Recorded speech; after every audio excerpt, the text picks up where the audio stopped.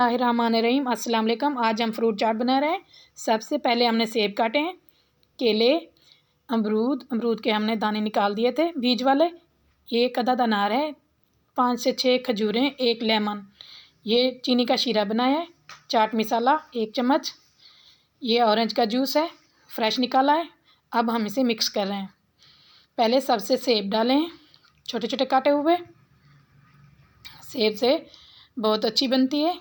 अब हम इसमें अनार डाल चुके हैं, केले भी शामिल कर देंगे काटे हुए। सारे के सारे इसी में डालने हैं। बहुत ही अच्छी और मज़ेदार सी फ्रूट चाट तैयार होती है। अब हम इसमें अमरूद शामिल कर रहे हैं। अमरूद के हमने बीज निकाल दिए थे, छोटे छोटे पीसेस बनाए हैं। इसमें खजूरें भी डाल दिए। अब ऑरेंज का जूस और चाट मसाला ये भी डाल दिया है। अब हम इसे मिक्स करेंगे। 1 लेमन का जूस भी डाला है, इससे बहुत ही अच्छी और टेस्ट खूबसूरत सा आता है, खुशबूदार। अब चीनी का जो शीरा बनाया था वो भी हमने शामिल कर दिया है।